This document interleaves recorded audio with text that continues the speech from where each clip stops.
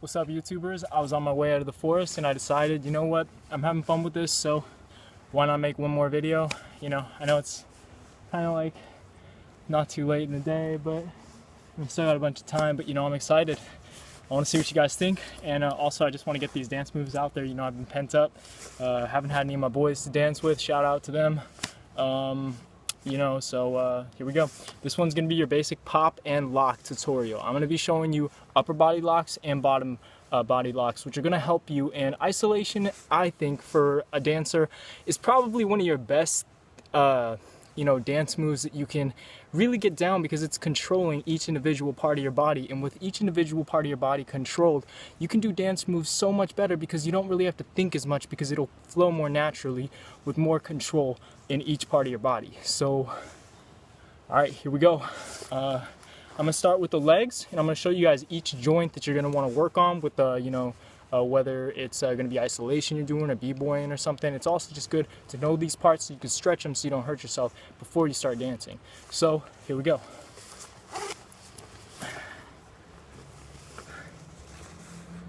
Alright, I'm going to come way back here. I hope you can still see me. Alright, so we're going to start from the bottom and work our way to the top. So, first, ankles. As I showed you, learning your ankles will allow you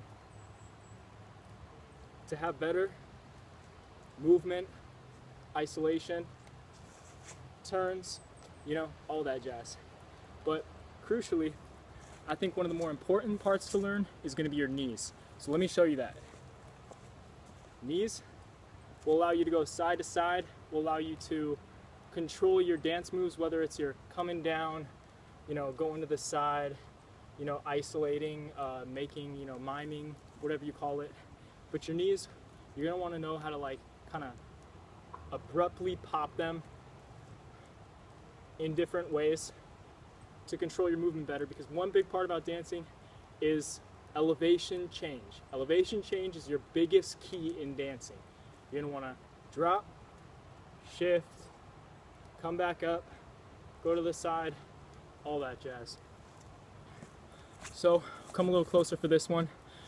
This is going to be your waist, as you can see, waist.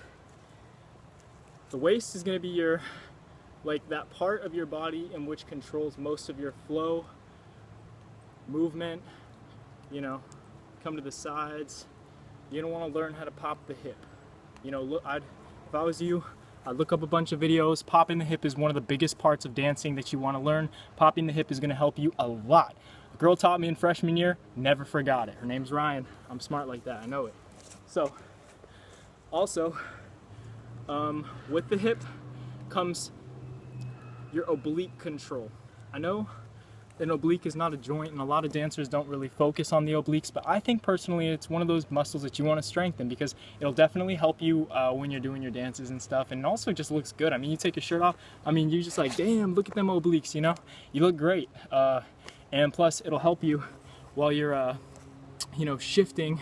You're not going to hurt your spine or nothing, because one of the biggest things, I'm friends with a lot of b-boys, and they all got back injuries. And they got back injuries because, you know, they're doing windmills or gyros, and they're messing up their backs because they don't have strong enough oblique, core, and or just back muscle in general. I think that, you know, it's something that you got to learn.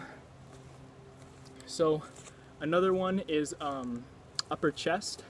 It's going to be good for, you know, like coming out, like if you're going to be dancing, you're going to want to show off a little bit, come to the back, boom, boom, boom. It's good for coming down and just doing the wave. On top of that, once you learn your chest, really cool thing about, you know, learning the chest movement, one of my personal favorite dances is you can do head isolation, you know. It's just about taking control of your own body, and it's one of the it's kind of like your hip in a sense. It's like a major part that connects other parts. So if you can take control of the biggest part, the little parts aren't as hard. But if you just start out at the little parts, you know, it's going to be a little harder. So then we got shoulders next. Shoulders, elbows, wrists, and fingers.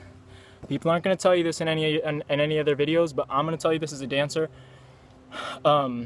every joint counts. No matter how small, every joint in your body counts as a dancer, and you're gonna want to learn all of them because, you know, it helps you in general just become a better dancer. You know, you start out with your fingers. You've seen those like non-stop. He's a great dancer. You know, you see when he starts his wave, you know, he starts at the fingers. He doesn't start like at the wrist and go, because it just looks sloppy, you know.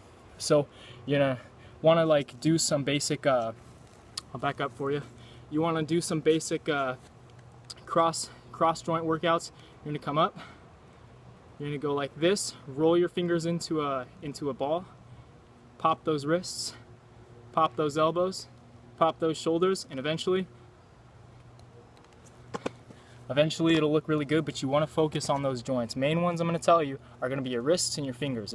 You know, if you can boom go into it, oh man, people love that. Especially if you got finger flow. A good control of the finger flow looks especially nice to a lot of people. Every aesthetic counts. And then last but not least is the neck. Neck is going to be your basic forward